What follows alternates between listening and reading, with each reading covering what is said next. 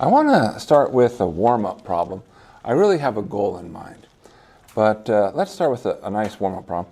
So suppose we have a graph G, and we're going to assume it's a regular graph. Now, whenever you see an assumption made about a graph being regular, that's secret code in spectral graph theory, that either someone was very lazy or the all ones is going to come into play in some way, shape, or form.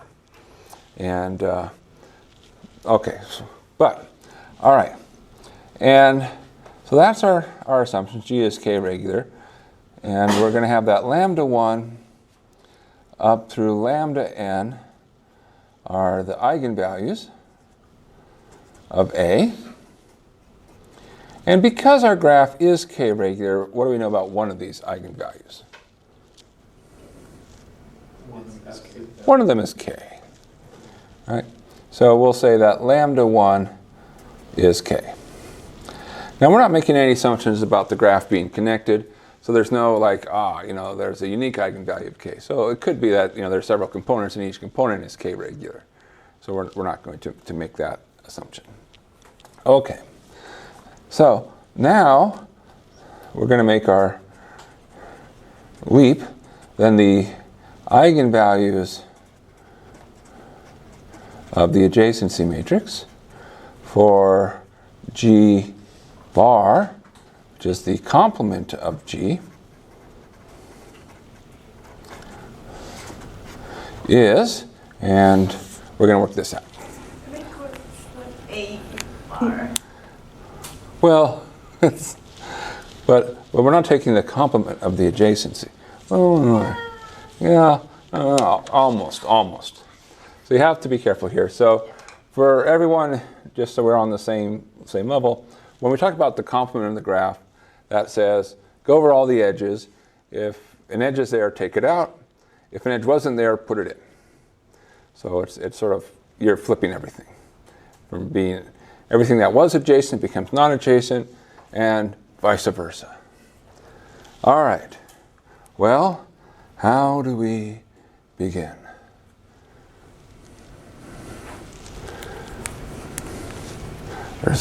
We know the complement is going to be n minus k regular. So. Ooh, okay, hold on. I like this idea, but be careful there. You said n minus k regular. Is it n minus k regular? No. Minus 1 minus k. Yeah, so there's an annoying thing, right? Because we don't want loops. And so when we talk about complements, there's n minus 1 possible numbers. But yes, I like that. Okay. All right, so we have an easy observation, namely that G complement is n minus k minus 1 regular. We'll put a bar on top of the lambda 1 just to know we're talking about the complement of lambda 1. So we can make that n minus k minus 1. And in particular, we can associate with the all ones eigenvector. We knew that we were going to use all ones eigenvector as soon as we made an assumption about regular. All right, good. Now, I'm sorry, was there something else you were going to? Well, all right, good. But we got one, right? That's a good start. And so the only thing left is everything else, n minus 1. So if we had a graph on one vertex, we'd be done. But of course, the graph theory on one vertex graphs is a very simple subject. Doesn't take long to master. I don't know, the other thing I'm thinking of is that the adjacency matrix for G complement is equal to the matrix of all ones minus the other matrix minus the adjacency matrix for G. All right, good. So there's this other nice observation. And now we probably need to start distinguishing between which adjacency matrix we're talking about. I know someone said put a bar. Another way this often happens is using subscripts. So let's suppose, we'll start by writing it in this way. If you add the adjacency matrix for your original graph and the adjacency matrix for the complement, what comes out? Right. J minus I, which is what you were saying, right? Because, well, we don't have loops, so the minus I, the J is the all ones matrix. You take off the ones on the diagonal, so there's no loops. You say, all right, great, there's our matrix. And so, we say, all right, we can rearrange this, as was suggested. The adjacency matrix for the complement is J minus I minus the adjacency matrix for G. Okay, good. Now, we were after eigenvalues. Well, now we have a matrix, so there's a step. So that's good. Progress has been made. Now, how do we go from matrix to eigenvalues? I guess we can say that we do have one, so we should have written that one down. So lambda 1 bar and minus k minus 1.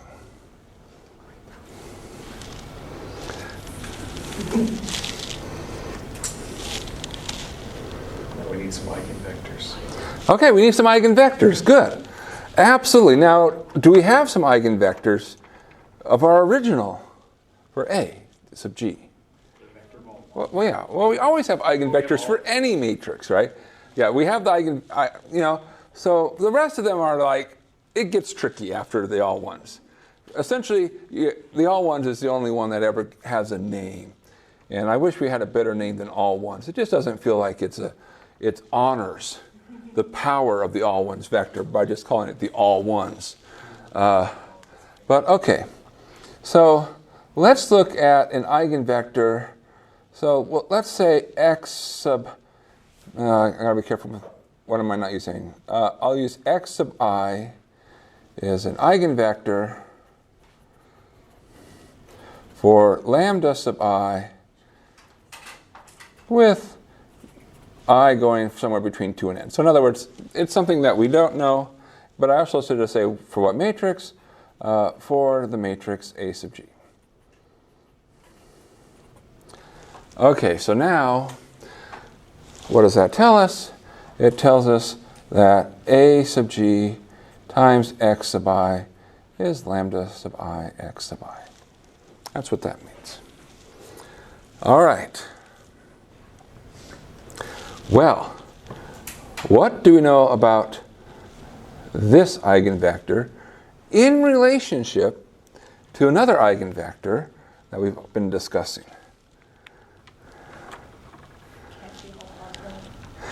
Can't be all positive. That's true. That's one of the consequences of prone Frobenius. And why can't it be all positive? Do you remember what the justification was?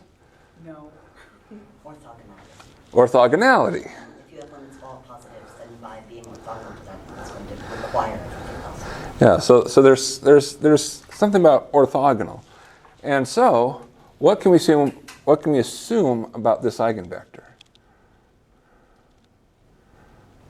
What's orthogonal It to has that? at least one negative component. Well, we can go further than that, as was being suggested. Say that the sum of its components is 0. Right? Well, yeah. So we can, without loss of generality, we may assume Yeah, that xi is perpendicular to the all ones. So what we'll do is we'll make the all ones vector. We know that's an eigenvector for k, and we'll say we fix that for x1. And because we're keeping it real at this point, we have real matrices. We know that we can come up with a full set of orthogonal eigenvectors. So we can assume everything's perpendicular. Now, how does that help us? Sorry, what? I'm not even assuming yet that lambda I is different than k, right? Lambda I could be k. Yeah. Yeah. So it can happen. So we'll see situations where this happens. Yeah. And so what can happen is you can have k multiple times, and that says your dimension of the eigenspace for k can be 2 or higher if you have multiple components, 2 or more components. Well, you can make one of them be all ones, and the other ones will you can make perpendicular by saying, well, on this component it'll be A, and on that component it'll be minus B, where for some right choice of A and minus B, so that things just balance out, and so forth and so on. And so, but you still can make everything be perpendicular to the all ones. All right, so coming back up to the formula for the adjacency matrix for the complement of G, where does the all ones fit into that expression? Is there anything where all ones seems a natural candidate?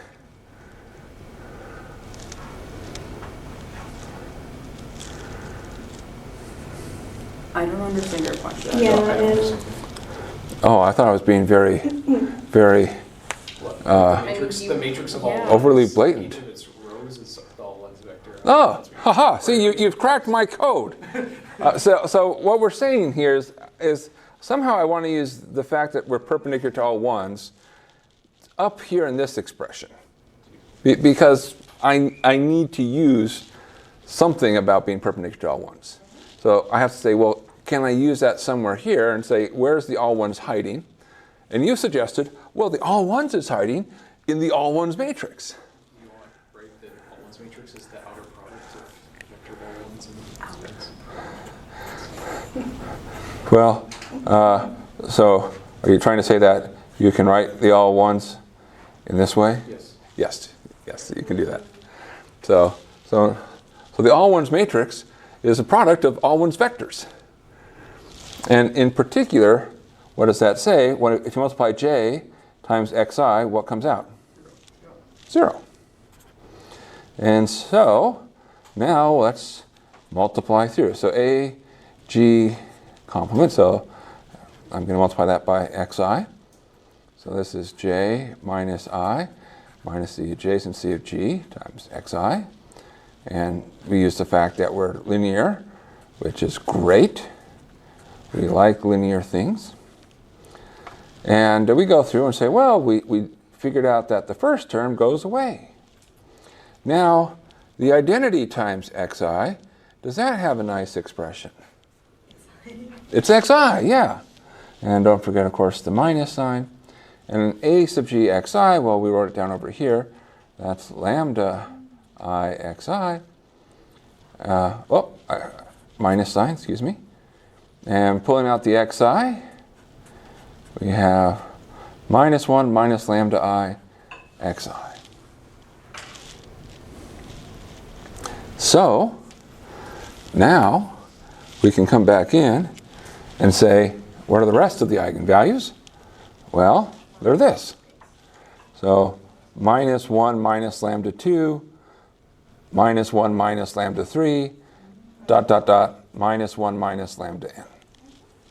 And good. We found it. Well, let's test this. All right. Anyone have I should be careful to ask for a graph. Well, let's start with Kn. Well, suppose you didn't know how to find the eigenvalues for Kn. What's the complement of that? The empty graph. I think some people use E sub n. I'll pretend like you do. All right. What are the eigenvalues for the empty graph? 0. Okay. So now take the complement of that. Well, what would you have? It's 0 regular. So you'd have one eigenvalue of n minus 1. And what would the rest of your eigenvalues be? Minus 1s. And so if you can find the eigenvalues of the empty graph, then you can find the eigenvalues of the complete graph. All right, good. Well, that's our warm-up. And of course, because I go so slowly, I'll try to speed things up so we can actually have our cool down as well. All right, so any questions on this? I do have a question. Yes. If you didn't use orthogonal eigenvectors, then you wouldn't have this. I was doing this in my own work and just came out with n minus lambda minus 1 for each of them. Would that be all that you're able to assume? Well, you know you're guaranteed orthogonality. Okay, so if you drop the k regular, then you basically all bets are off Oh, yeah. because you don't know how you relate back to j, and so you just it's I don't want to say it's hopeless, but it's kind of hopeless, and so there's a reason that we have that here. Now there are other matrices we will look at where you don't have to assume things about k regular, and you can talk about the eigenvalues of the complement. But when we get there, you're going to say like, yes, Steve, but we know why. You know, I know, we all know. It's because you still have this eigenvector in the background. So essentially, a lot of nice results in spectral graph, they're relying on the all ones. I don't think I fully understand it. In the middle column, Right. the middle, we have lots of generality. We Right. assume that, it's perpendicular to all ones. Why? Okay, so this is going back to a linear algebra result. Okay. So the question is, why are things perpendicular? Well, one of the results in linear algebra says if you have a symmetric matrix with real entries, then you have a very nice collection of eigenvectors. Now, we often talk about the nice thing about the eigenvalues is they're all real. The nice thing about the eigenvectors is you can assume they're orthogonal to each other. So they're perpendicular. Oh, that's just generally true for symmetric? It's, well, there's, yeah, symmetric. If you want to get more complex, you can use phrases like Hermitian, which is conjugate transpose. What is it? Yeah. Conjugate transpose, and yeah. But essentially, since we're keeping things real, symmetric means you have nice eigenvectors. Okay. Does Baron Frobenius say that the largest eigenvalue always comes with algebraic multiplicity 1? I think so. If you're connected, so you have to be careful. So, because remember that there were two assumptions that we have to look at: irreducible and aperiodic. Now, if you can be periodic of period 2, and you'll have basically a large positive eigenvalue and a large negative eigenvalue of the same size. But the irreducible is just a fancy way of saying connected. And so if you have multiple components, and I can't remember if I said this explicitly, and I feel bad if I didn't, but if you have multiple components, what happens is you essentially have a block diagonal. So you have your adjacency matrix for your first component, your adjacency matrix for your second component, all the way down to your last component, and then all zeros off. And so that the eigenvalues for your total graph is the union of the eigenvalues of each individual part. And so you can have repeated largest eigenvalue if you just take the same graph and just copy it twice. But then you're not irreducible. So as long as your graph is connected, you know that it's the largest eigenvalue has algebraic multiplicity 1. That is correct. If your graph is connected, your largest eigenvalue, if you're not bipartite, there will be a single largest eigenvalue in size that has multiplicity 1. If you are bipartite, you'll have a positive 1 and a negative 1, but they'll each have multiplicity 1. So then should we stay at the beginning that G is K regular connected graph? We don't need to make that assumption. Okay. And because we don't want to, because there are cases where we use this on a very highly disconnected graph. You can't be more disconnected than having no edges. And okay, so we don't necessarily know the multiplicity of all these. What am I trying to say? so when you said I between 2 and n, right, was that kind of proper? Because some of these eigenvectors right, might be in the same eigenspaces as the largest one, right? That's true. So I'm not making any claim. Okay, sorry. No, you're fine. It's good to work through things, and absolutely you should question me. I'm an old person. I make mistakes. Now, I'm not trying to say being old means you make mistakes. I know people who are much older than me, but brilliant. But it's easy to let small things slip through. And you know, you're right, because it's sort of like, well, wait, what if you're the same eigenspace?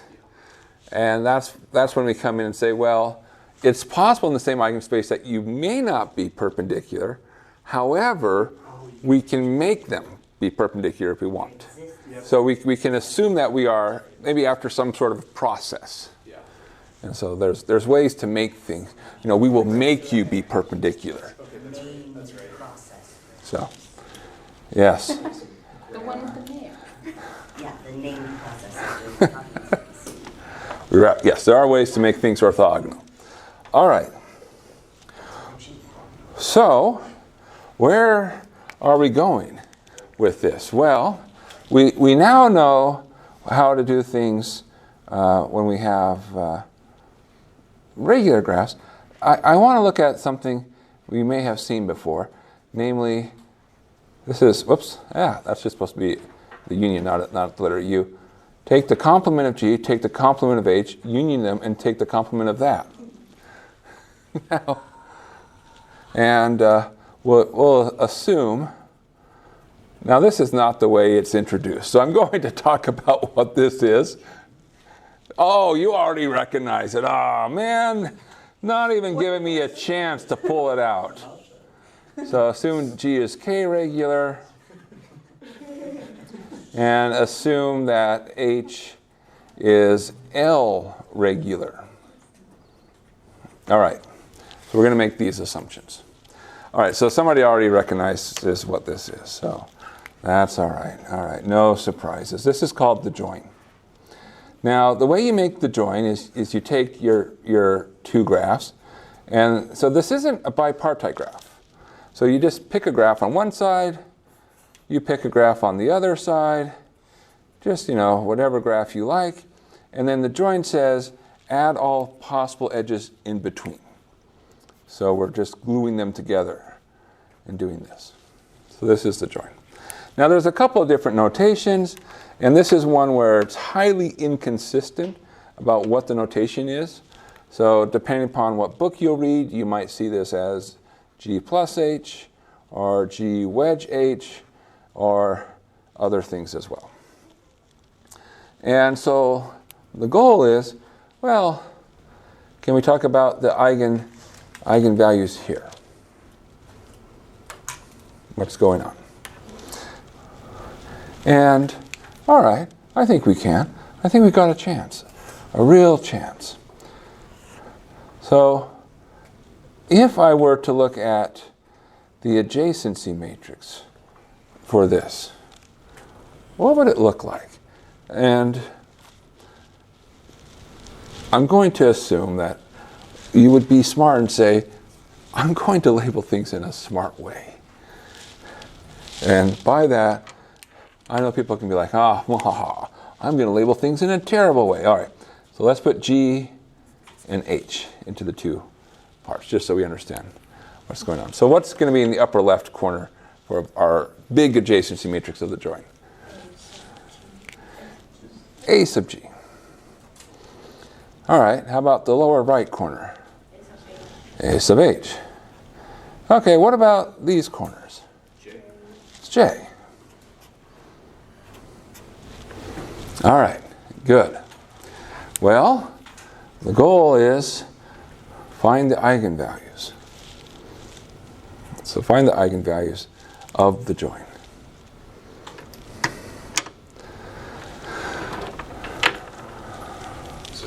So do we just take the complement of the join and we get rid of those plot matrices of 1, so now we have a direct sum of the complements. We know the eigenvalues of those in relation back to A, and it should just be the eigenvalues of those union, whatever. I mean, you get what I get where you're going, and I'm going to point out there's a subtlety, which is I didn't assume that they're both regular the same degree. So one is K regular, one is L regular. So if they were both regular the same degree, everything would work out beautifully. Mwah.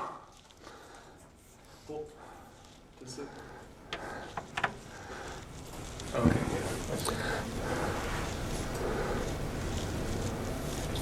that's really helpful.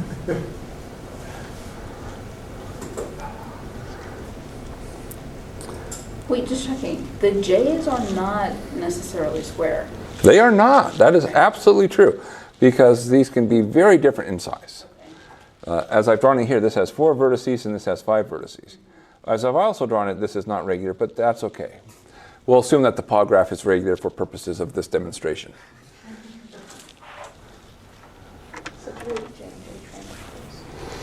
Yeah, that's true. Yeah. So there is a tendency for us just to be like, we'll write J and just be like, it's understood that it's the right size of J.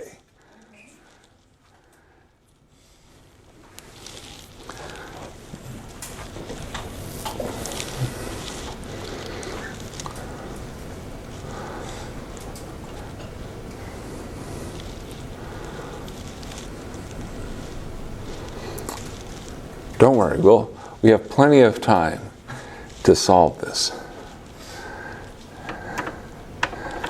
I feel like we should have one of our eigenvectors at least be on the top, the eigenvector of G followed by zeros. Well, let's try that. And then Now, vice versa. now, which eigenvector would you like to use? The old Oh. Or are we not? Oh. Or is that Ooh. else? You should choose something else. Now, okay, so you're the all ones followed by all zeros will not work. Okay, fair enough. Now that's not obvious. I don't want to be like, oh, I'm saying things which are totally obvious. But the reason it won't work is it's a connected graph, and so you should have something. Your largest eigenvector should be positive entries. Everything else has to be orthogonal to that. And you can't be orthogonal to that if you're all non-negative entries. So this is one of those things where, like previously, like the easy eigenvector, which was the all ones, which was like, that's a freebie, is no longer a freebie. Negative one? Anything with Yeah, well, Ooh, you have a really good idea there. But let's push that aside for a second. What if I did ones and then, no, that doesn't work. Okay. I want to do, or like, could I do, Like 1 over K and 1 well, over I want to L do or like, something. I want to do like L's and then K's Yeah, or something. exactly, But that's, No, it actually would. something very close to that. Yeah, you're working really hard to get the hard. I want the first set of entries to be 1 over k plus size h, like number of vertices in h. Wow. I want the second set of entries to be 1 over L plus size G. Okay, all right. The reason that I say that is because I took the all ones vector and multiplied it by this, and I got k plus size h's, and then g plus, or like L plus size g's. Right. So I was like, well, if we scale the inputs appropriately, Well, but careful. that doesn't work. But then you get into like a cycle. I didn't want square roots of those. And okay, so we'll get into what's going to happen with those. Yeah. Okay, so this isn't. These are not bad ideas. These are actually good ideas. Now, one of the things that you're getting at is you say, oh, I want my eigenvector to be constant for vertices of G and constant for vertices of H. That's actually a really good idea, which we will talk about probably next time, because I don't think we'll get all the way there today, because there's this wonderful discussion. And so these are wonderful, beautiful ideas. Let's move that aside and let's do some easier eigenvectors. Let's talk about our eigenvectors. So, all right, so for G, we'll use our lambda 1, we'll say is K, and then we have lambda 2. How many vertices should we let G have? N. And then, all right, now we just have to work our way through the Greek alphabet. Well, we can use, what? Yeah, mu is the Mu? So mu1 equals L, and mu2 up to mu sub M. it's just because it's the next letter in the alphabet. Is it? Wow, I never bothered to learn the Greek alphabet. Oh, I did that in 7th grade. just L. Instead I- of doing my boring math homework. And I failed math. All right. But I knew the math because Good. I passed the exams. Well, I will say there's one fun fact about the Greek alphabet for LaTeX that some of you may or may not know. So, if you want a Greek letter /alpha/b. There's one Greek letter where that doesn't work. So there's one Greek letter where it's not programmed in. Which one is that? Well, that's the question. Which one do you think it is? So there's one Greek letter they left out. Is it Omicron? It's Omicron. Omicron, also known as O. So they were like, I'm not going to program /Omicron. Type in O. Yeah, that is just exactly the same. So, all right. Now, for these eigenvalues on the end, the ones that aren't coming from the all ones, so we should have eigenvectors. So we'll say xi is an eigenvector for lambda I, and yi is an eigenvector for mu I, and we may assume, without loss of generality, that xi is perpendicular to the all ones, and that yi is also perpendicular to the all ones. And here, the all ones being the all ones of the appropriate sizes. All right. Can you tell me some eigenvectors for these two? Or, excuse me, can you use information about this to find eigenvectors for our join?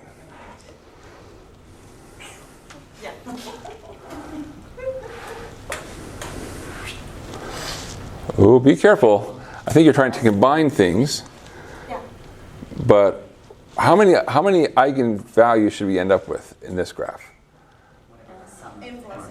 M plus n. So we don't want to be like multiplying, which is what we do if we were pairing up. And then zeros. So we can take one of them and put zeros.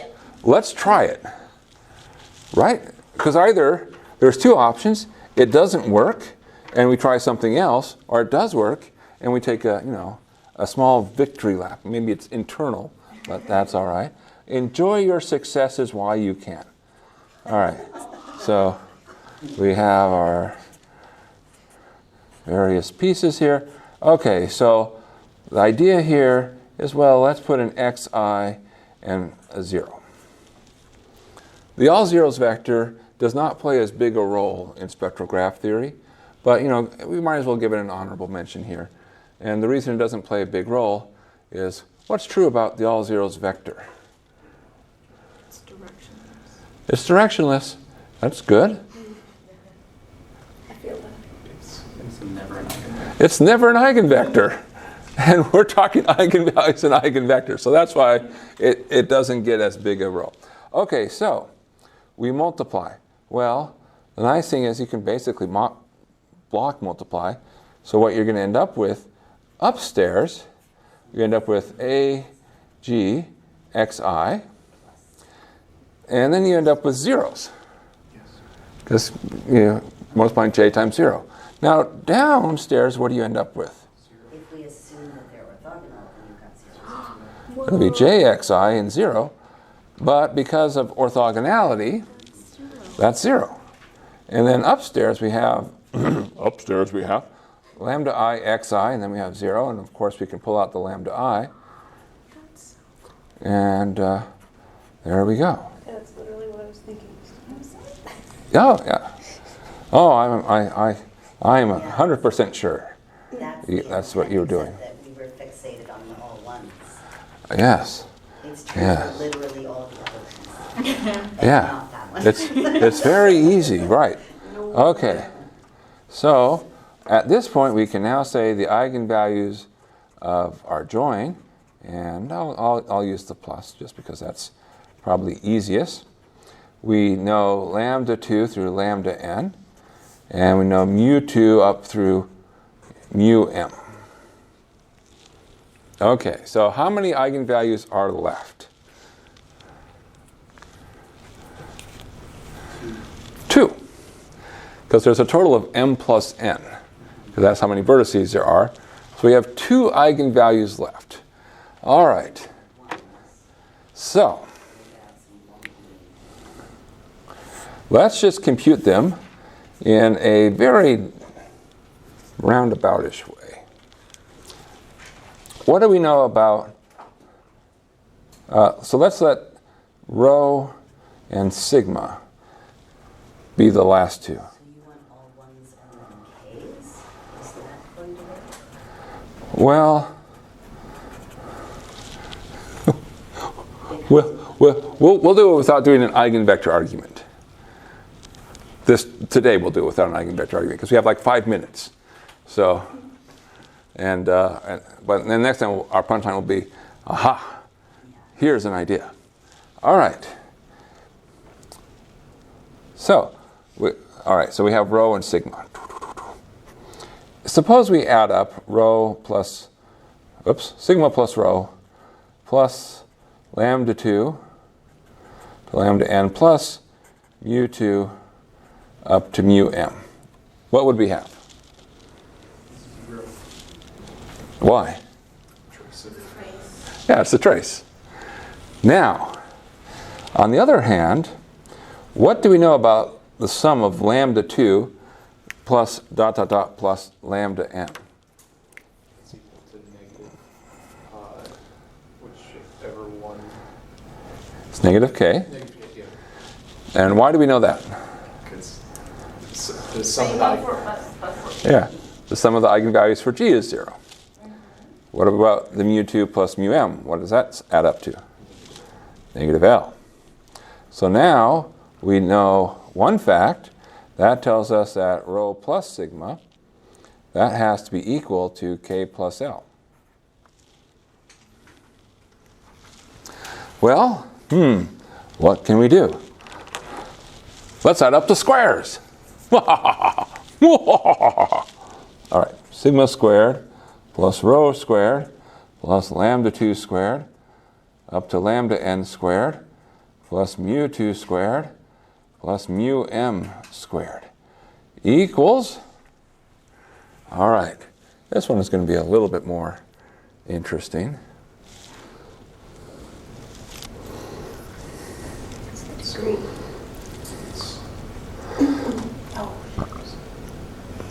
So that has to be equal to 2 times the number of total edges. 2 times number of edges. So we have the edges of G. What else do we have? Plus the edges of H. Edges of H. And then the order of G times the order of H. Mn. And then Now, do we know what the sum of lambda 2 squared plus dot dot dot plus lambda n squared is equal to? Okay, we had a yes. What is it? 2 times the number of edges of G minus K squared. 2 times number of edges of G minus K squared. Good. Wait, Wait. no, Nope. that's parentheses. Parenthesis is wrong? Okay. All right, we'll just throw in lots of parentheses until it's right.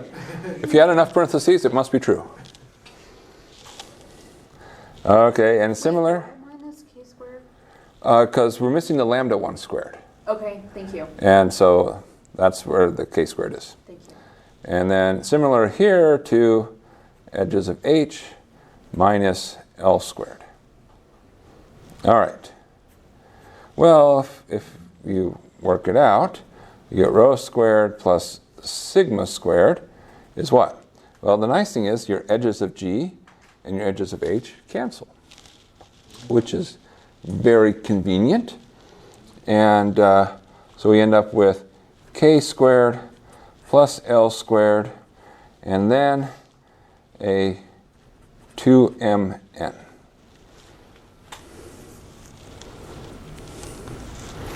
And what do we have? 2 equations, 2 unknowns, and not enough space on this page. So, well, okay, so we'll put it up just a little bit here. And let's see how quickly we can do this. So rho plus sigma is K plus L. Rho squared plus sigma squared is K squared plus L squared plus 2mn. Now, how can you solve this? Well, use the first one to solve. It doesn't matter. So we'll say, okay, sigma is equal to k plus L minus rho.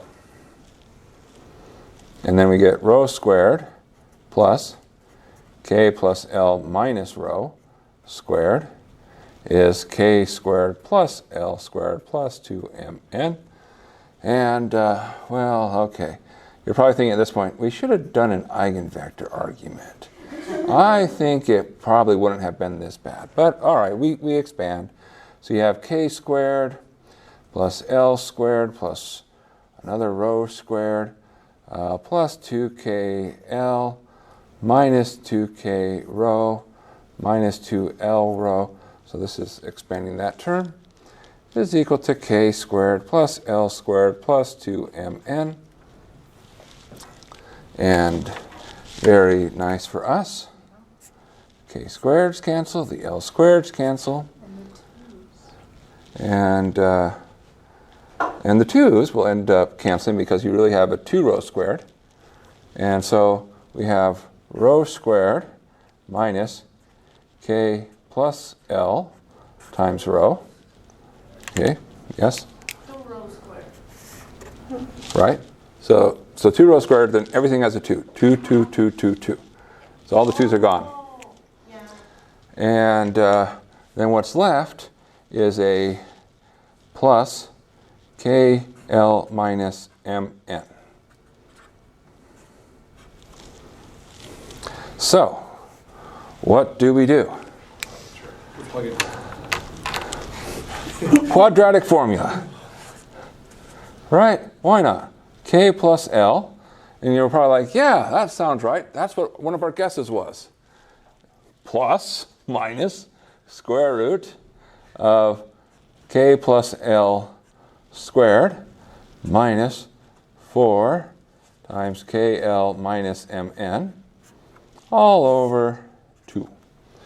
And, all right, since we have a little bit here, the inside becomes k squared plus 2kL plus L squared minus 4kL minus makes plus 4mn.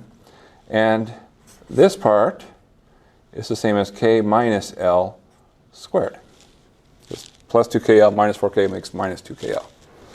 So you end up with k plus L plus minus the square root of k minus L squared plus 4mn all over 2. All right, now, which one of these is rho and which one of these is sigma? Ha! Trick question. We never really differentiated. We just said there's 2 of them. Yeah. So rho is the plus, sigma is the minus, or vice versa. And so we can come back up here and just update. And so there you go. Probably not what you were thinking.